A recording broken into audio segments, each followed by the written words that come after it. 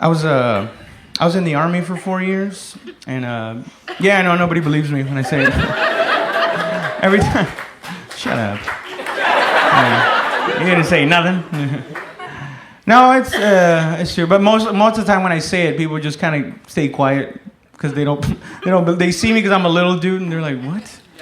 You don't even have shoulders." Like, don't they issue you shoulders in the Army? Like, it's true, man. I was airborne infantry. I used to jump out of airplanes, yeah. Scary fucking thing. Scariest shit ever, man. Cause I'm a little dude. Every time I jumped out, it took me like 3 times longer than everybody to get to the fucking ground. Like at one point, the parachute was beneath me. I was like, what the fuck? The parachute is using me to lower itself safely.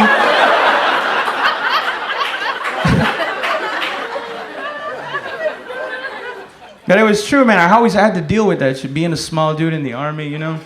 Like, we used to do this thing called the buddy carry, right? And what the buddy carry is, it's an exercise where what you do is you carry your buddy, right? And then when you get tired, you put him down, and then he carries you, right? You do this for a couple of miles until the exercise is over, right? But what I used to do is I used to always pair up with my friend McGinley, right? Because we were kind of the same size. And one day, the platoon sergeant caught a hold of what we were doing, and he got really angry. He goes, "Hey, you two motherfuckers, come here! What the fuck are you doing?" And I go, "Oh, we're doing the buddy carry, sergeant." He goes, "Yeah, why you two motherfuckers always getting together when we do the buddy carry?" And I go, "Because we're the same size, sergeant." He goes, "Yeah, is that what you think? You think when you're out there in the shit, somebody gets hit, it's always going to be somebody the same size as you?"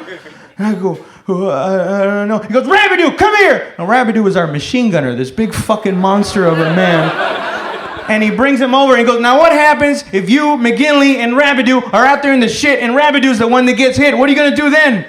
I go, "Well, sergeant, you know, I do what I have to do. You know, I would man up and I shoot McGinley in the leg and carry, hey, somebody's going to get Rabideau. I got to get McGinley out of here.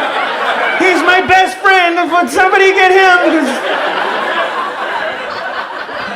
That's why I always practice with McGinley. Because I know when shit goes down, McGinley's getting shot. He got so mad at me, he made me carry Rabideau for the rest of the exercise, which looked fucking ridiculous because of how big he was and how little I was, you know?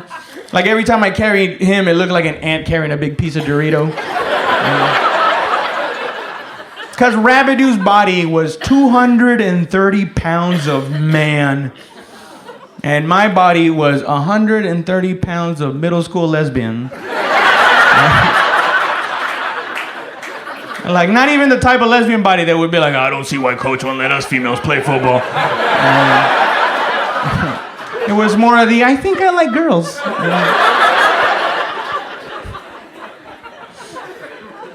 But he was right, though. And I'll tell you this story before I get out of here, man. He was right, because we went to Iraq one time, and we got in a firefight, right? We got in a gunfight, right? And what happened was we pushed the enemy up against the Euphrates River, right? But we were in a palm grove, so there was a lot of palm trees, a lot of brush, and we couldn't really see anything. And we're ducked down there, and the bullets are flying back and forth, right? And all of a sudden, I hear somebody calling me to throw a grenade. They're like, "Sergeant Sanchez, throw a grenade!" As soon as he said that, I was like, "You throw a grenade."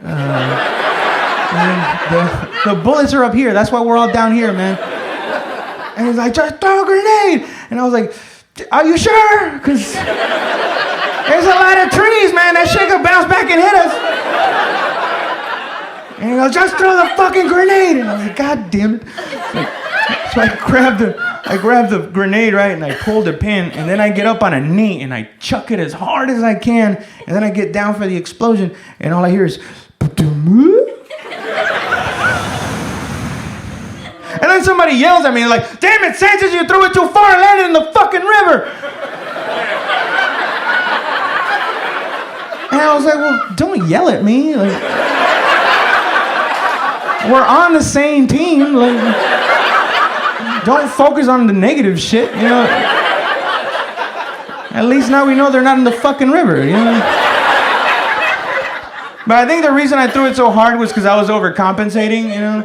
Because when I was in high school, I was in the baseball team for 2 days. Because that's how long it took me to find out that I threw like a bitch.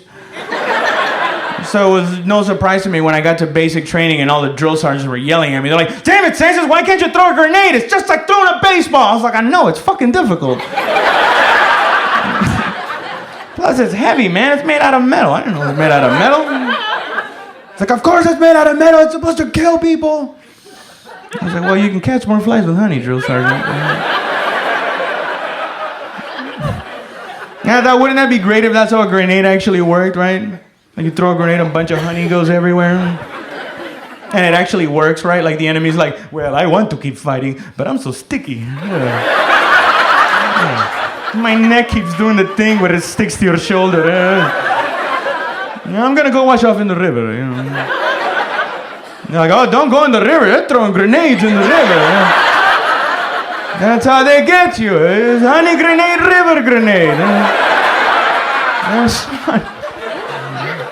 Dude, I think after a while the enemy started knowing when it was me throwing the grenade every time it landed short. Because they started doing that little league thing. All right, everybody, bring it in. Guys, thank you so much. That's my time. I'm in Los Angeles.